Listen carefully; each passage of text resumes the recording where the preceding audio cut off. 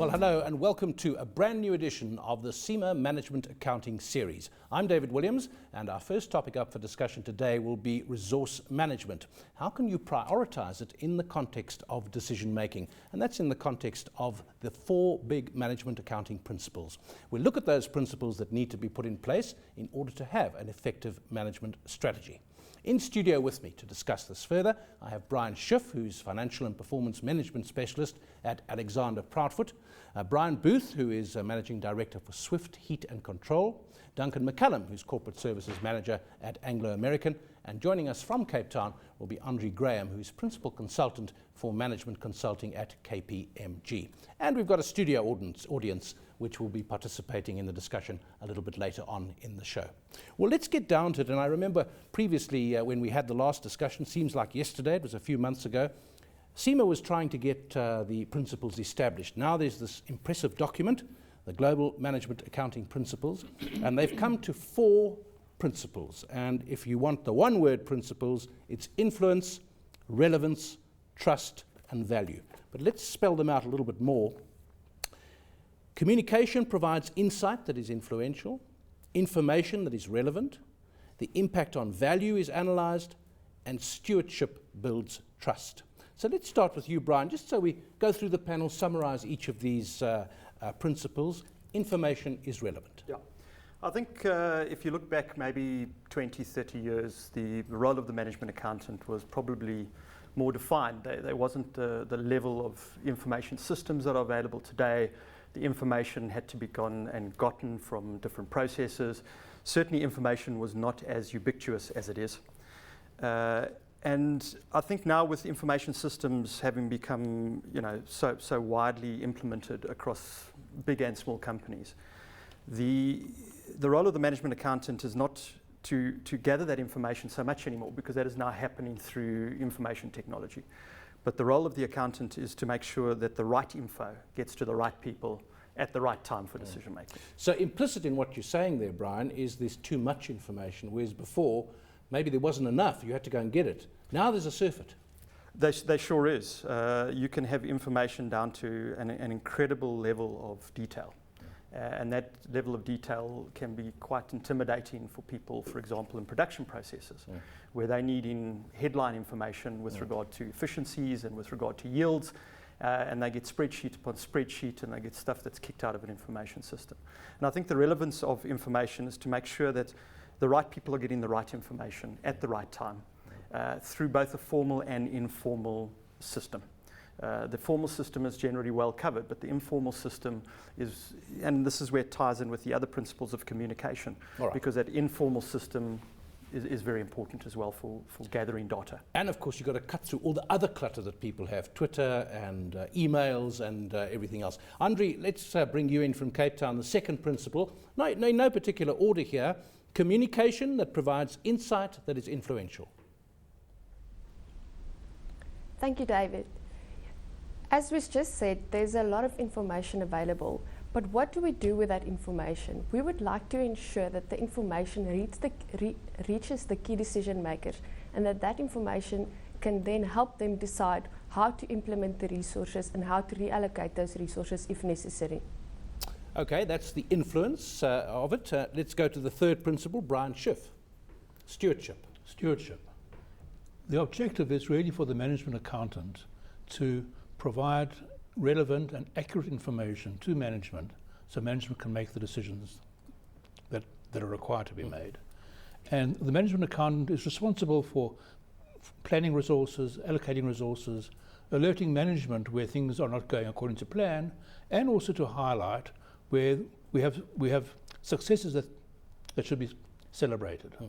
So the role of stewardship is a trust role, because the information that you provide needs to be relevant and accurate, and through that, the faith in the organisation's ability to manage is improved. So it's not people just distributing information and hoping for the best. There's an onus on people doing it to take care. Yeah, absolutely. Okay, and the fourth principle there, Duncan, impact on value is analysed. I think picking up all the bits of data that we've already got, if we don't put it into a coherent whole and understand what the impact on value is, that would be remiss of us, and that's really the role of the management accountant. Prepare business cases. He's got to consider which assumptions he would suggest, maybe include others and do some sensitivity analysis to then at the end of the day come up with a recommendation which can be put to a board or to management as to the appropriate course of action to take to maximise value. Okay, we've got this big document here, and very impressive it is too. We can't talk about all of it at once, unfortunately. So we've chosen the resource management section in the document, and I'll just read the definition here. The consideration of the priority of resource availability in decision making helps organisations to efficiently manage transformational or continuous improvements to products and processes. I think particularly, Brian, I'm going to ask you to kick off on this, where there's turbulence in the business, merger and acquisition activity perhaps, where there's some stress in the business that needs to be fixed, turnaround, that kind of thing. So you kick us off on resource management in the context of these 4 principles. I think the first thing to do is to identify those 2 or 3 things that will make the biggest impact in improving the business. And then in focusing on those 2 or 3 things to say, what are the objectives? What are the operational improvements that we aim to achieve? What are the financial impact for it? And what resources do we need to allocate to that to ensure that we realise that benefit? Give an example from a big company of what the objective might be, or a small company. We're presently working for an organisation to help them increase production. Now, one of the major constraints is their engineering downtime is too high. So what do we need to do to really focus on improving engineering downtime? And how will that impact their ability to create more product? And then, according to your steps, what would happen next? So what we would do is we would identify what are the key steps we need to take in order to reduce downtime. And we, from a management accounting point of view, we would track that every day and every week. We would report back to the heads of department every week to say, this is how we're doing. And we'd report back to the executive once every 2 weeks to say, this is how the project is going. Are we on track or are we not on track? If we're not, what do we need to do? Okay. Now, we can remind ourselves here, management accounting is exactly that kind of process that you're talking about. Financial accounting is looking what's happened in the business and reporting on it on a longer view, 6 months or a year to now. Yeah. You're nodding there, Duncan. So.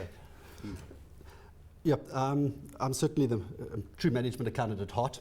I recognise that there certainly is a place on the financial side, but in driving the items that we've been speaking about, I believe it's the management accountant who is specifically trained throughout the various programs and courses that are required and examinations that need to be passed, that equips the individual to do the sort of work which we believe can maximise value.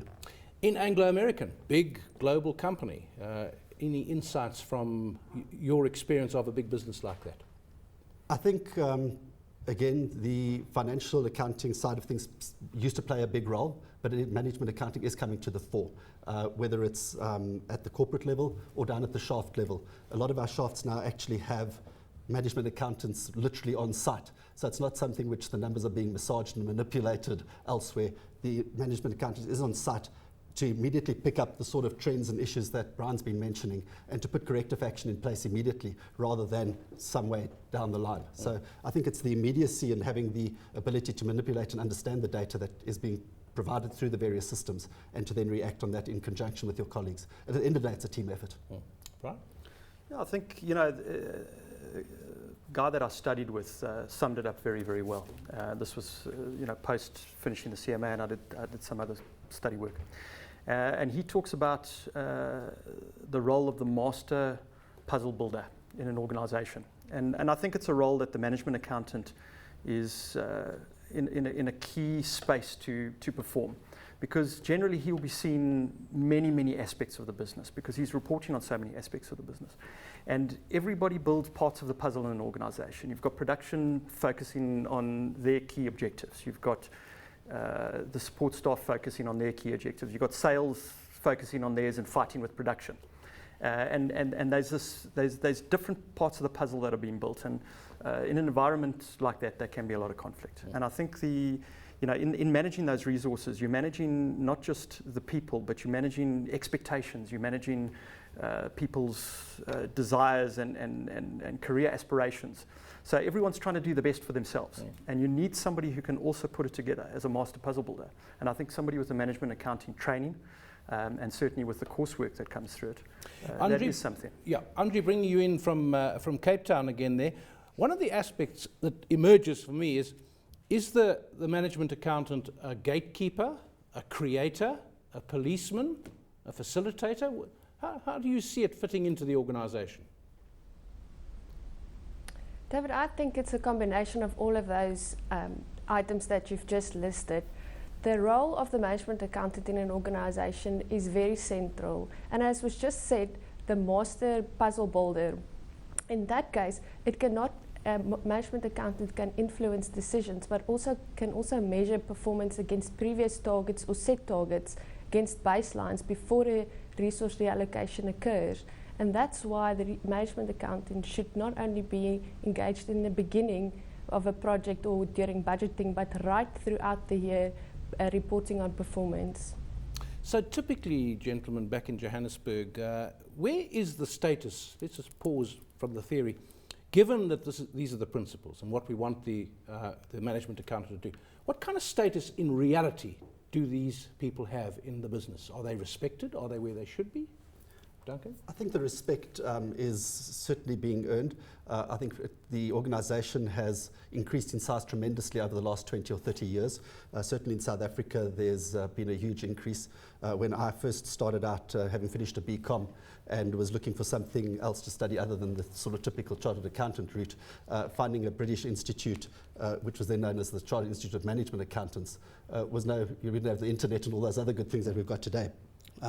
So it was really fairly specialised, but I think the whole number of students, the associations that we've got now with the CGMA is really pushing the art of management accounting and the skill of management accounting to the fore. Brian, you've been involved, you mentioned it earlier, turnarounds, a business asks you to come in and says, "Is something wrong here, how do we fix it?" What's your experience of the management accounting role when you come to a business? I would think it varies. Some businesses, maybe there aren't any, others, maybe there's too much of that. You know, we assist organizations, we assist executives to achieve their financial, their revenue and profit goals by implementing them more quickly and in a controlled environment. And the way we do it is to physically implement the change in the organization by working with the people. And my role as a management accountant on these projects is to decide, how do we measure the improvements? How do we track those improvements every day? And how do we report them both operationally and financially? And so the role becomes a key role because it provides the yardstick and the measure in terms of how successful that change is. And it must be measured both operationally and financially. Most of my work, in fact, although they call me a financial specialist, most of my work, in fact, is looking at the operational information and say, what's the best way to measure this operational improvement? Brian, let's look at the area of relevant information. And you said at the beginning, obviously, you need this information to be relevant. Sounds easy, but it's not easy, is it? No, not at all. It gets back to understanding what are the value drivers of a business. And those value drivers differ from business to business. Somebody who's in retail is going to have a completely different set of value drivers to a manufacturing operation, to a service operation, to a mining operation. And there'll be a lot of similarity, but there are some very particular differences in the kind of things that drive value in a business. So if the value is driven through your production processes, then that becomes the information that is mostly relevant. Mm. If your information, if your business is driven through, for example, in retail with fashions, you know, and I've got no experience in retail, so I can't really say. But if you True Worths were a Fashinis, the management information really is in and around that stock and how it's moving and in which stores it's moving from. And if you go down to a Woolworths in Southgate, for example, and a Woolworths in Sandton City, you get a very different range of products on the shelf. And that's from management information systems, because they know what products are moving in different demographic areas with different cultures and different customer requirements. Still with relevant information, there's a point here in the document about high-performing personnel being known to senior management. Remuneration, job descriptions, titles standardized, facilitating the movement of talent to priority areas. That sounds like an HR function. I think the circumstance that we're looking at there is, if we're looking at taking on a big project to maximize value, it's essential that the most talented people in the organization are known to management, and that they know the impact of drawing them out from where they're currently operational to devote them to a project that's going to be undertaken. So if you've got standardized roles and job descriptions, it does give you an idea as to the individual's capabilities as well. But is it for the management accountant to draw up those descriptions? Job descriptions? Because it implies here that the standardization is done by the management accountant. I don't quite see it that way. Okay. So, but the jobs are described, the management accountant will report on how they go. Yeah. In the HR context, you're dealing with people here, Brian. You come into a company, you come from the outside, there's sensitivities. You're coming in to tell them what they actually know very well they think they're doing. And that's why the only way to really achieve sustainable change is by involving them throughout the process in firstly identifying where are the opportunities. They should be involved in identifying where the opportunities are, because then it becomes their opportunities. And they should be involved directly in formulating the solution, because it becomes their solution. So there's a teaching function for someone like you as well. There's a coaching function. Coaching. Yeah, absolutely. And a way of drawing out, so often we identify and eliminate barriers that have been there for so long and are regarded as so entrenched that people have given up complaining about them or don't believe that they're correctable. Yeah, you hear the phrase, don't even go there. Absolutely. We don't even talk about that here. We don't talk about that. In fact, that's something that they should be talking about. And so the role of the management accountant is part of a team to draw that out. And he provides the analytical support to the project. Henry, from your experience, the human element, the delicacy of someone coming from outside, or indeed within, in a new role, you have principles like this. We've been told that they want, CIMA would like these principles to be operational in all businesses within 3 years. They're not IFRS type instructions, they are guidelines, but they want companies to adopt them. But there is resistance to change in companies. So how do you see that element? And usually there's a human element to it. David, what is important is that we take the employees along on the journey. This should not be done in isolation, and when we consult with our clients, we definitely place an emphasis on the change management along the process. So one of the key hot topics these days are continuous improvement, and that is an area where all organizations should be focusing on, and this is where the management accountant can play their role. Once the management accountant have identified areas for improvement, it's important to communicate those to the individuals that are actually performing those tasks. And as was said earlier, it then becomes their solution. And once we have the buy-in from the employees and they can see how it ties to our strategic goals, it becomes much easier to implement and can actually be successful in the end. Okay, well, let's take a couple of other examples. Reports are produced according to the section about relevant information. Research and development funds, marketing expenditure, senior management time. Let's take each of those in turn. Which one would you like to take, Duncan? I think management time I'll just comment on. Particularly if you're looking at big change management projects and maximizing value, and you're investing a significant amount of money, it's not to be underestimated the amount of management time that does go into managing a project that is going to be sort of almost hugely value enhancing for the company. If that is underestimated, the project, I believe, runs a severe risk of not succeeding at the end of the day.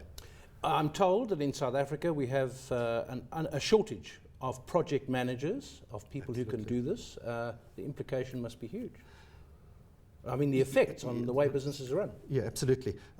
And I think that's to a large extent where people like Brian and them would come in, where they've got the skills to, if a business recognizes that they're doing these enhancement projects, it often is very necessary for you to bring in external help because the firm might not have the resources. And I think it's recognizing that you don't have that resource that is important in the first instance. Because if you just plow on head first, you might end up somewhere where you don't want to be. How does the management accountant help the organization to allocate that time, or to say to the senior management, right, we're going to need this much of your time or this many of you to be involved in this project. You're going to have to drill down for a while into the business and stop doing some of the other things.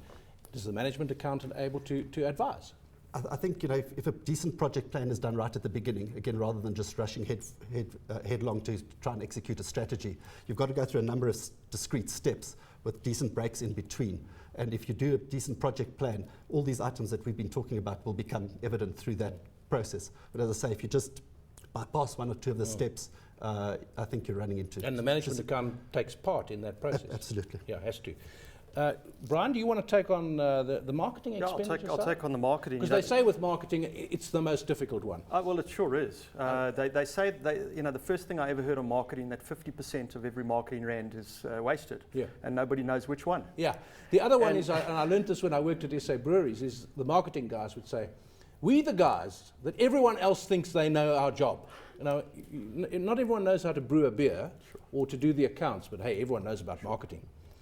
And I think it's, there is a danger in believing, and I think that in this information age, we believe that everything can be measured correctly, and therefore we can do something with every measurement. And marketing and R&D are notoriously, difficult to measure. And I think the important thing, though, is that the management accountant is involved in that process on the marketing. So he understands what the vision of the company is with regard to the money they're spending. And then he can put measurements in with regard to finding out the efficacy of those. Well, why not go into a bit more detail there? Let's take SA Breweries as an example. Okay. They are starting a new campaign to launch a new beer. Yes. And the marketing person responsible has got a budget of 50 million. Sure. Why does he need a management accountant here? Doesn't he just go out and tell the agencies to spend money? Well, I'd like to think that they have a bit of a goal on how much beer they want to sell before they allocate the 50 million.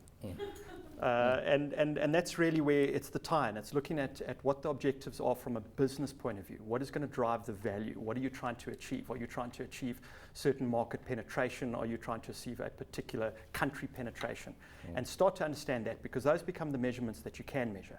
Measuring whether, of the 50 million rand spent, all of it was well spent, that is impossible. Yeah. But if they spend, the budget is allocated at 50 million, and they don't get within 30% of their goals, well, then the marketing campaign and possibly the entire campaign is a failure. But it's really a business campaign and not a marketing campaign. Marketing is a support function. Right?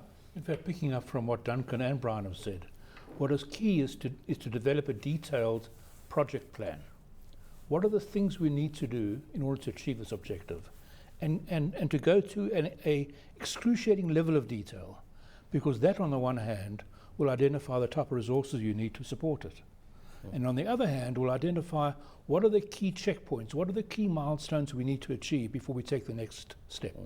So don't just go and allocate 50 million rand to that, identify the phases and say the first phase will be this, the milestones will be X. Once we've achieved it, we will release funds for phase number 2. And so the management accountant will be responsible for measuring the outcome of those phases and those milestones, and then suggesting to management that yes, this has or has not been achieved, and management can then decide, do we allocate more funds to it or not. Andre, bringing you in again from Cape Town, I'm thinking of this management accountant doing the kinds of things that we're talking about here. Who does the management accountant report to? Who has the responsibility of taking his or her information and doing things with it? And how independent must the management accountant be, and how accountable? I'm trying to get the kind of structural processes here.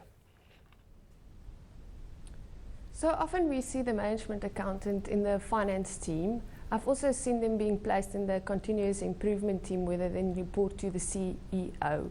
So I think it could be housed in either of those two functions. Ideally, if we have access to the financial numbers, the management accountant can report on the financial areas, but those should be closely linked and tied to the operational activities of the organization. And thus the management accounting role can sometimes be an overarching role that collects data and analyzes that data across certain areas of the business and brings it into an easy to digest information pack that the key decision makers can then use to decide how they want to allocate the resources or where they want to invest their money. In your experience, Andre, it must often depend on personality. So if you've got a powerful personality in that role, they can have a lot of influence because they've got a lot of information to move around. If they tend to be retiring and a bit tentative, they may be accurate and reliable, but not influential. Definitely, and what we want to see in our management accountants is that they are influential and that they use the information to influence decisions, because in an economic situation that South Africa is currently in, we do not want to stagnate. We want to be able to grab the opportunities, and thus the management accountant should be at the forefront of identifying areas for improvement. Bringing the discussion here, is it still a role that's settling in to organizations? I mean, you've got your classic pyramid type organization, the different divisions, finance, personnel, or HR as they call it now, and so on. Management accounting, has it settled into its role? I certainly believe so. I mean, it's a role that's been around for many years, initially focused very much on the manufacturing sector, process improvement and that sort of thing. But I think it is now found in virtually every business, and can influence and guide management in terms of maximizing value. Will the principles now that have been codified, set out as concrete guidelines, is that going to help? Absolutely. Right. I think it's largely a function of the size of the business as well. I mean, I've been involved my whole life in smaller businesses, and there, the management accountant often wears a number of different hats, and that's easy because he has got a lot of influence, and in my case, you can be the owner and a management accountant, and you can be making decisions like that. And I think as it gets bigger, I think a lot depends on how companies are set up. I know certain large companies which take on interns, and those interns aren't getting half the training that I'm able to give my intern from a management accounting point of view, because financial accounting and decorum are far more important in those organisations. So I think from setting out principles and setting out guidelines, I think it can only improve things. I heard a story the other day about what's an intern. An intern is someone who's told, go in there and wait your turn. Because often no one's been told to really look after the intern, so they end up making the tea or equivalent, Brian. But the role, the settling of the role. I would love to see the management accountant at the same level as the financial accountant in the organisation. But why shouldn't that not be the case? I don't think we're there yet. I think that there's an appreciation that there's a role, but invariably he's reporting and is subservient to the financial accountant. Now, where you have a CFO that's more than just an accountant, he's one of the key business partners in the organisation. You could have two streams. You could have the financial accounting stream and the management accounting stream. I think it should be as important to the organisation as the financial accounting role. And the fact that they are different roles, which are equally important. In other words, the financial accountant is not going to have much good to report on if the management accountant isn't doing the right stuff. Yeah. Well, we're going to pause in our discussion there for a moment, short break. We'll be back with more on the resource management area after this, giving those principles of management accounting.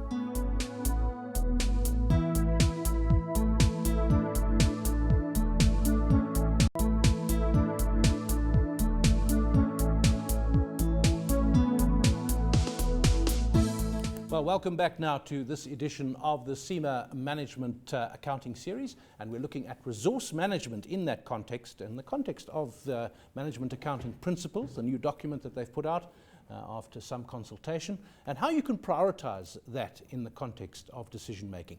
Still in the studio with me, I have Brian Schiff, who is Financial and Performance Measurement Specialist at Alexander Proudfoot, Brian Booth, who's MD for Swift Heat and Control, Duncan McCallum, Corporate Services Manager at Anglo American. And still in Cape Town with us, although she'll be leaving us shortly, is Andre Graham, who's Principal Consultant for management consulting at KPMG. I just want to pick up one point to finish off our discussion from before on the relevance of information, and that was the external factors. So you've got a company, Brian comes and consults to them, you've got Anglo-American, big company, but there's a world outside. There's a sector where you have to think what else is going on with similar companies in your sector, and then you've got the economy, you've got policy, you've got regulation.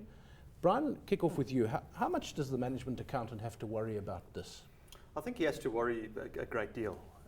If I take, for example, anybody in the commodity space, you're dealing with certain legislation in South Africa, so that's an environment that is very much local and relevant to the organisations that have mining operations in South Africa. But you've also got, a commodity cycle, and you've got commodity prices, which are really driving, the long-term financial viability of many, many firms, as we know, in the platinum sector and now iron ore, et cetera.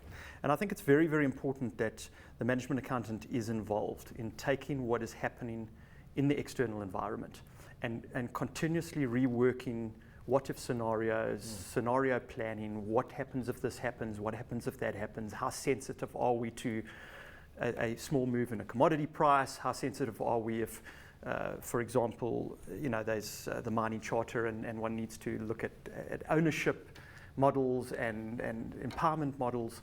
And I think it's very, very important that the management accountant is involved in that process. Let me bring Andre in for her last comment from Cape Town. Andre, just picking up on that external market, you of course by definition as a consultant with KPMG are external to the companies you work with. What do they expect from you? Do they expect you to know a lot more than management accounting about the economy, for example, or political trends? Yes, definitely. In my experience, the management consultant is expected to know a lot more than the management accountant. But often it's our responsibility to just facilitate discussions within an organization. I found that sometimes the solution is already known, it's just not had an opportunity to mature and actually be implemented. And coming in as an external party helps an organization significantly to bring those opportunities to the surface, and a management accountant can do exactly the same. I suppose as a consultant you want to empower, you don't just want to be paid consulting fees. And I always think the economist, the group economist is often called in to give a snapshot of the economy, and then that's what the business takes forward for the next few months. Is that the kind of thing you do as well? Yes and no. When we implement a solution, we would like to make sure that it is sustainable. We would like the organization to take ownership of it, so that it keeps the improvement stays in place, and that it's not just for 6 months after we left, that they keep on doing the right thing. All right, we unfortunately have to say goodbye to Andre Graham, who's from KPMG. She's been joining us from our Cape Town studios. Thanks very much to you, Andre. Okay, guys, you mentioned BEE, Brian, in your comment a moment ago. Let's just pause on the resource management speciality. Transformation in the field of management accountants, and I'm talking race transformation. It's an issue that everyone has to deal with. Where are we with that? And a big corporate like you is expected to do things in this field. Yeah, absolutely. We've got teams that are involved day to day in ensuring that we meet the transformation targets that we have been set. I think it's very important in this regard, touching on some of the items Brian mentioned earlier, that we've got certainty in this regard. If you're investing in a mine which is going to take anything from 5 to 10 years before you turn R1 worth of revenue, the certainty in the legislative environment is particularly of concern and importance to us.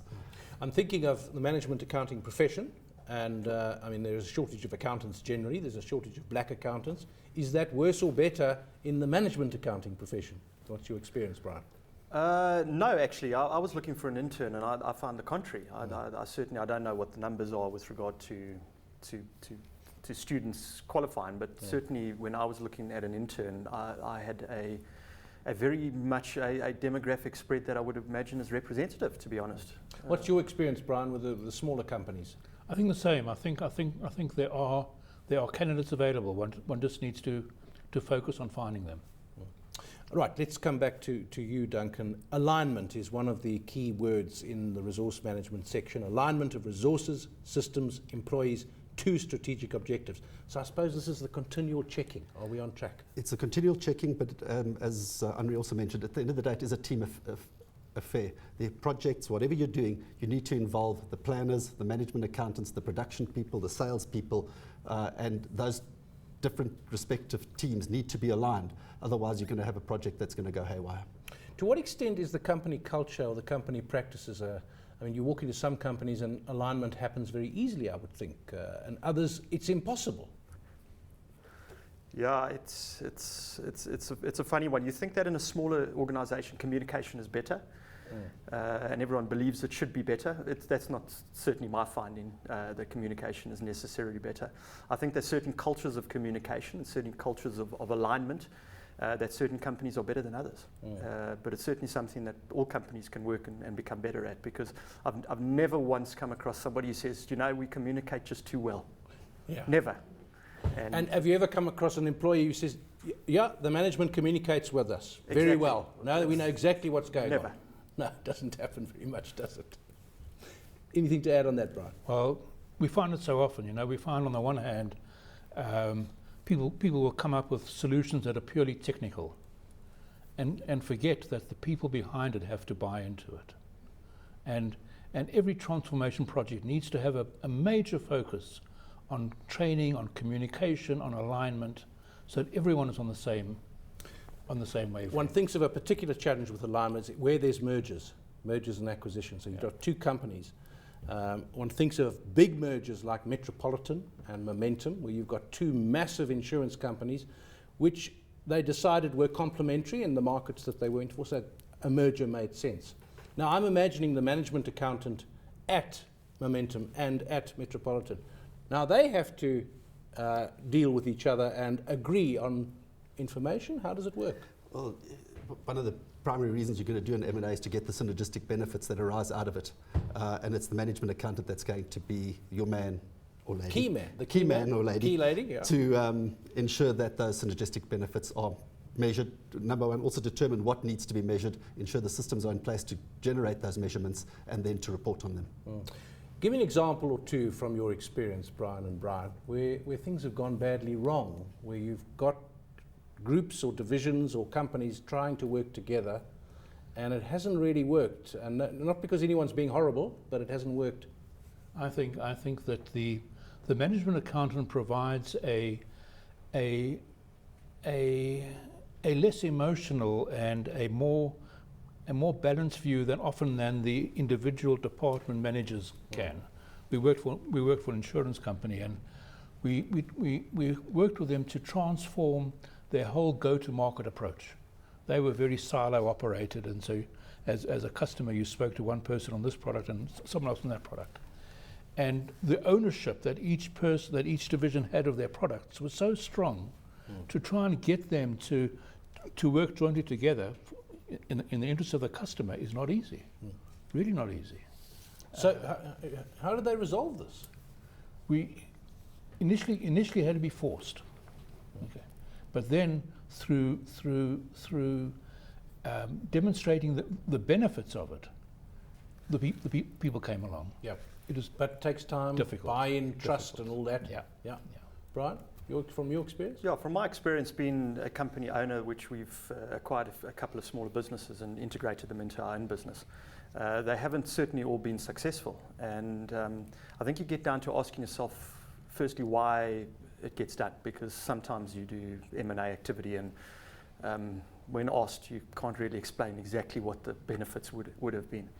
But it does help if you've got somebody, certainly in my instance, as a management accountant, I was heading those kind of projects up. So it was easy to have somebody at the top from a leadership point of view who understands the problems, understands that it is difficult, and understands that putting the two systems together is going to take time.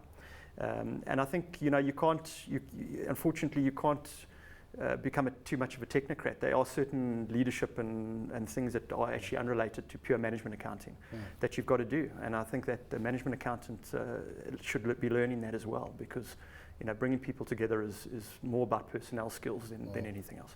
The more you talk, the more it comes out this is not just an accountant. No. Just as a CA, financial director, is not just a finance director. There's a lot of other things to think about.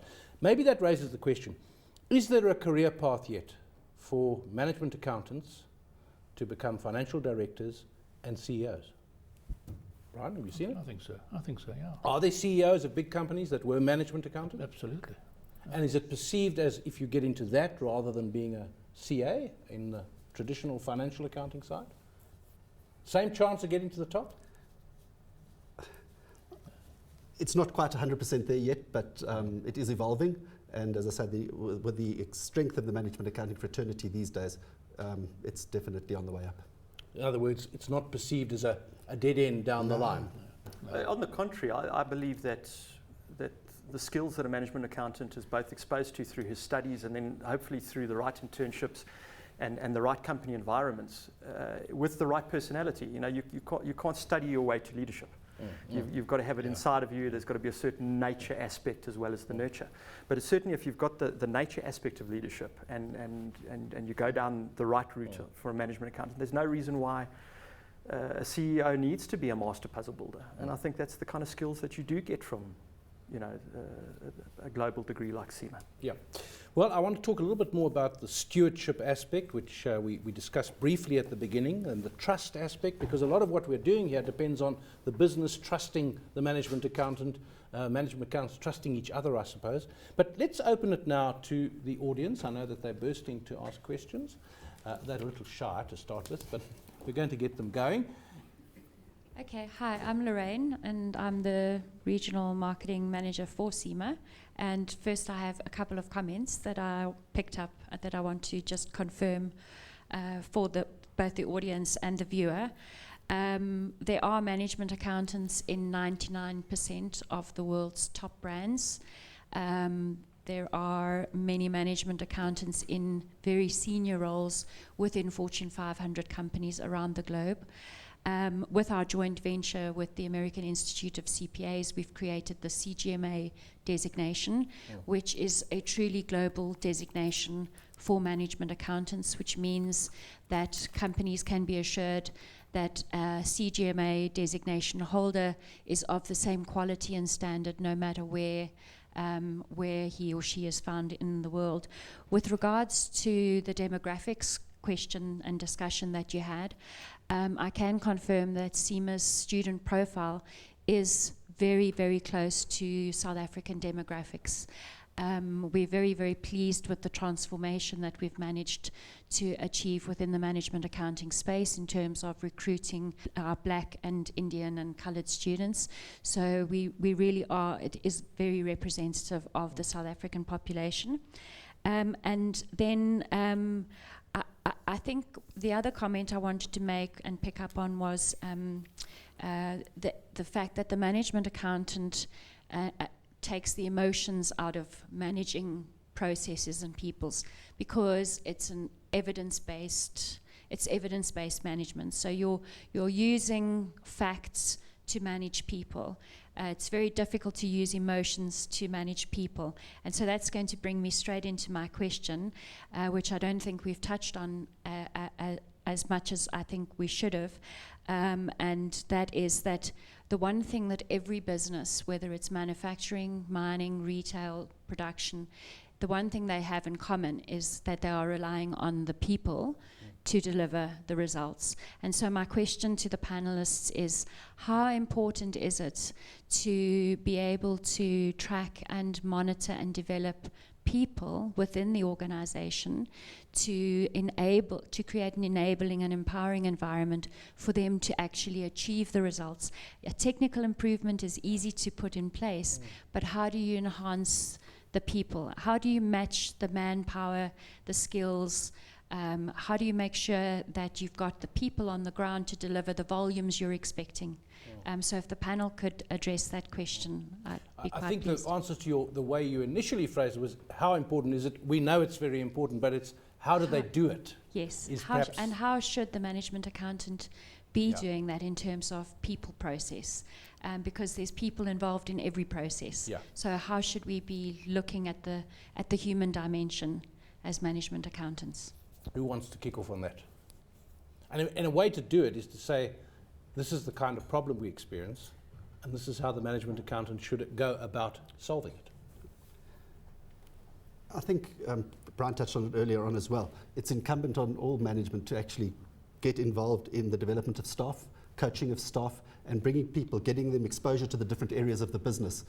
You do find, sad as it may be at times, that you identify a particularly skilled and talented young individual, and if it's not properly managed, that individual's not managed effectively, he could almost be sidelined where a particular manager sees this as his star and doesn't expose him to other areas of the business. So it's very important that there are various processes in place to identify talent and to move that talent right throughout the business and ensure that they get the exposure that they need to become senior managers. Again, I come back to, that's the sort of thing they expect the HR manager to look after. And there are different kinds of companies. With some companies regard it as a line management function to develop people. Others, no, that's HR's problem, not mine. Right? Yeah, I think it's a hell of a challenge. But I think, if you put yourself on the other side of the table, what, as an individual, do you want to know? And you want to know how you're performing. And I think that's where making sure that the information is relevant, making sure that it's communicated well, making sure that the value is analysed, all feeds into people's, firstly, their motivation and happiness, and secondly, then can feed into some kind of system of appraisal. Isn't there a danger the management accountant has the information, but no one asks him for it, or he isn't in a position to reveal it, to share it, because there's no process where he is able to do that? So it doesn't actually happen. Isn't that a possible? I see you nodding, Brian. Oh yeah, and we find it so often that there's information available in the organisation, but it's either not distributed or not understood. For instance, an example that I can give you, based on the recent project we're busy on now, helping this company to reduce its downtime, its engineering breakdowns. It's important how you measure the improvement. You could measure the improvement in terms of the percentage availability. Does it mean much? Maybe to the engineer it means something, no one else. You could measure it in terms of the number of hours that you've reduced in terms of breakdown maintenance. Is it something that's tangible? Not really. But if you measured it in terms of the additional tons or the additional product you can now produce, and the bottom line impact of that, everyone understands that and gets excited. How do you measure the people factor, though, the people element? So the people element is that one needs to recognize the frustrations that people are having. So for instance, one should look at a first-line supervisor and say, let's look at the day in the life of a supervisor. What are his frustrations? What are his technical problems and process problems? What problems is he experiencing in terms of decisions and communication? What problems is he experiencing in terms of no systems to help him monitor his process? And so it's identifying the problems that individuals have and rectifying them, that you can then get the involvement, the commitments of the people involved to think differently and do things differently compared to the way they've done it previously. We've heard of companies where they finally ask the PA what she thinks, and suddenly she provides all the answers, because she can see where the inefficiencies are, where things are getting held up, where the CEO's going wrong because he's not meeting people. Are there other questions or comments from the floor that we could throw to our panel? No such thing as a bad question, only bad answers. Yes, if you could just identify yourself and where you work.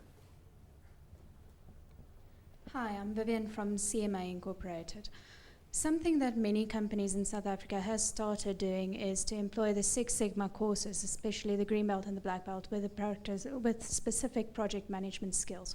Would you say this is something to really look at, especially in the side of management accounting, where our management accountants do need to really look at their project management skills? Thank you. I think so, absolutely. The Six Sigma course is a very, very valuable and disciplined way of analysing how well a process is operating. And when we work with organisations where there are Six Sigma practitioners, it is so much easier. So, great. Anything to add there? Other points from the floor? Questions? No? Okay, not to hog the floor, but to come back to the project planning. Say, for example, you've committed to a 40 or 60 week project, or perhaps it's the construction of a power station, which is going to take, 6 years. But you commit to it at the outset, okay? And then to bring in the environmental changes. Something happens, something changes in the environment. I think what I'd like you to expand on is how can the management accountant model the different scenarios in terms of taking into account the variable factors that are outside of the company's control. Okay. Brian looks keen for that one. Yeah, I think risk management is, or being able to assess risk is a very difficult thing to do, and certainly I'm a little biased because I tend to see everything in terms of what can go wrong. So every time I get involved in decision making, I've got 100 reasons why it can't work, and then people call me a pessimist. I say a realist. People want me to be an optimist, and I think it comes down to a way of thinking when you come to analyze risk, because risk is something where it's the black swan. Can you identify what can go wrong? Because it's very easy to put a spreadsheet together. And a good spreadsheet and a well-modeled spreadsheet is not beyond the realms of any competent management accountant to put in. But can you get the scenarios right? Yeah. Are you able to predict what might happen in the scenarios? And what happens if the worst possible thing you can think of happens? And don't give it a 0% probability. Interesting one on that. I asked the chief executive of Sasol recently, when you did your scenarios on the oil price for fracking, how low did you go? Because the oil price was 100 to 110. I could just see the boardroom. Say, well, if it goes to 90, if it goes to 80, 70, 60, 50. They didn't go below 80. It was unimaginable for the oil price to go below 80. That's right. So that proves your point. That's right. And it's. And I think we wired not to see. What can possibly go wrong. We're very good at extrapolating the recent past, and very, very poor at extrapolating anything beyond that. What you're saying is the management accountant has more responsibility perhaps than anyone else to be thinking along those lines. I want to ask about investment decision. Under the Stewardship Builds Trust section in the guidelines, investment decisions are only considered alongside a robust business case. Now, we're talking about investors. This is outside people wanting to put money in, big money perhaps. Management accountant crucial in this. Absolutely. Business cases need to be done. They need to be accurately done, Brian's first point, but then all the various scenarios need to be considered. Again, whether that's legislative changes, commodity price changes, whatever it might be, you need to isolate the impacts of those, do some sensitivity analyses, and understand what the impact would be should a particular event come to pass. I'm going to ask you to sum up now, guys. You may have other things than the question I'm going to ask in summary of the issues. We've talked about these 4 principles, which are now codified in the document. They're guidelines. I suppose let's start with you, Brian, and we'll finish with you, Duncan, going to Brian in the middle. They want these principles to be actively implemented, to be part of business within the next 3 years, to have businesses using. Is that going to happen? Are you confident that it's possible that this can happen?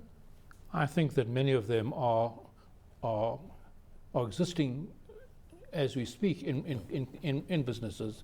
They may not have been collated into a concise whole in the way that this is presented. Is it going to help you do your work when you go out there? I believe so, and I think that, to me, the biggest thing about a management accountant is that he must focus initially only on the operational, measuring the operational performance, and only then applying the RAND to it. That's where he'll add the biggest value, and many of these principles support that. I think I'm going to make a rod for my own back, but if I've got one criticism with regard to accounting in particular, because I know that certainly, for example, the medical fraternity and the engineering fraternity require their people, in order to keep a qualification, they have to do certain extra work. The management accounting and the accounting fraternity in general don't require that. And I think if you're going to implement it in 3 years, It doesn't help that you teach this to the current students. I mean, they have got no ability nor authority to implement. I think what you're going to need to start looking at is that in order to keep your qualification as, for example, an FCMA or an ACMA, there needs to be certain courses during a year that you have to attend. In other words, a credit system. And you know, the only way that's going to happen is effectively, if not legislated, but you actually make it a rule of ongoing membership. And this gets spoken to in this format, because I agree with Brian. I think these things, these are not new. Yeah. You know, there's no magic and mystique in them. They've been around literally forever. But they've been put together as a kind of more formal checklist, haven't they? They have, and if this is going to be communicated, I can promise you sending an email to every member with a link is not going to do it. People don't read emails. They don't. Or somebody else reads the emails for them and decides that they don't More want to be bothered with information, that. less communication. Sure. So I think putting together some kind of process where people that are in leadership positions are able to be not re-educated, but brought into the new culture and the philosophy of where the organisation is going would be very, very helpful. Duncan, final word to you. I think the principles really have now been codified. A lot of the items that are in here were taught to us when we did our studies way back. The codification certainly will help, and I agree with Brian's view about some form of certification that in actual fact you've done them, you're familiar with them, you understand them, and just get your CPD. Okay, so it sounds like so far very good, but a little bit further to make it really effective would seem to be the issue. Yes, a final point from the floor. Point from the Lorraine. regional marketing manager. Just to pick up on Brian's point with regards to CPD, CIMA as an organisation includes in its code of ethics that CPD is a requirement. It is entirely voluntary and it's self-managed. We have moved on to a brand new computer-based online CPD portfolio management tool, and for the foreseeable future, your CPD activities will be entirely for yourself to define and record. But we do definitely recommend it. Whether legislation and making it a compulsory requirement is the route to go, I think is not something that we're considering in the short term. All right, well, let's leave the discussion there. That's the end of this episode of the CIMA Management Accounting Series. And thanks to my panelists, Brian Schiff from Alexander Proudfoot, Brian Booth from Swift Heat and Control, and Duncan McCallum from Anglo American. And of course, thanks to our audience here for joining us and to you for watching us. Until next time, for our next CIMA Dialogue, it's goodbye.